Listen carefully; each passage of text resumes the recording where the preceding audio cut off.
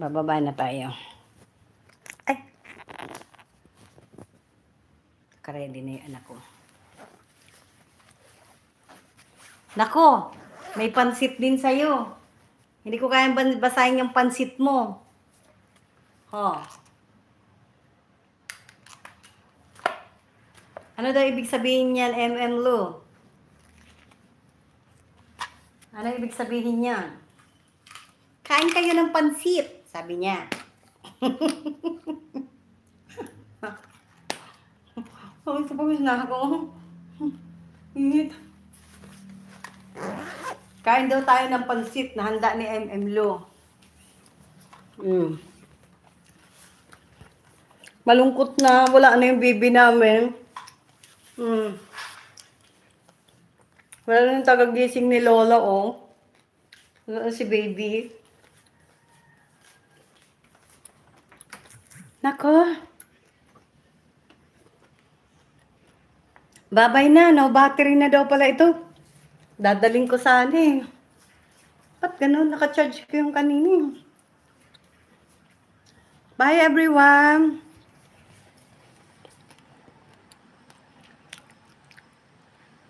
Oo nga, super tahimik. Ano nga ang basa niyan? Ikaw na magbasa. Kasi pang Japan lang ako. Ano sabi diyan? Maganda ka.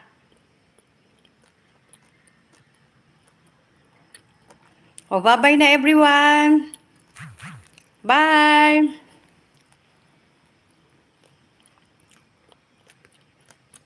Ano nga daw ang basa niyan?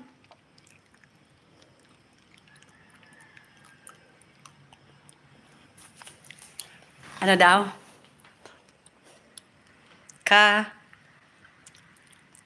Nemutay, atama itay. Umangko itay.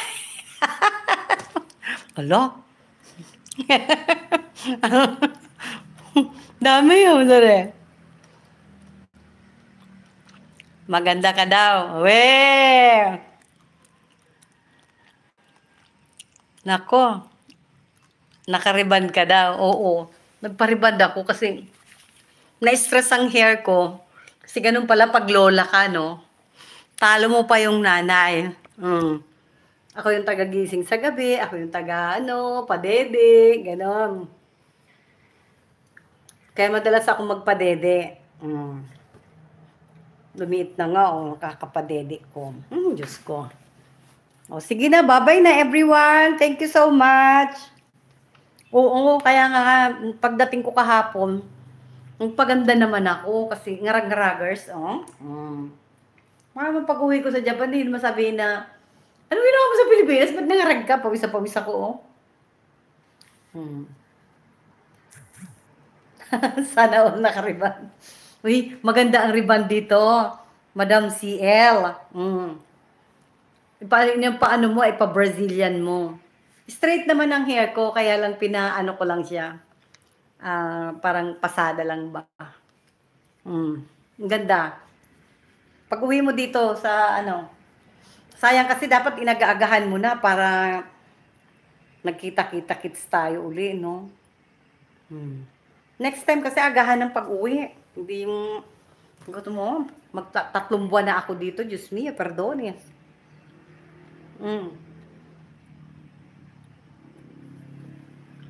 Si MM lang, nire-reband yan. Unat na yan eh. Pati utak niyan, unat eh. Gawin tayong makata. Gawin tayong manganganta. Baka naman sa sunod, manananggal na kami ha. Ano naman ipapagawa sa atin ni MM Lu? Mamaya nag-i-start na ako nung tula. Tulala! Bye-bye! Thank you so much. Malungkot na yung room namin. Wala na si Baby PB. Ciao, Yasumi!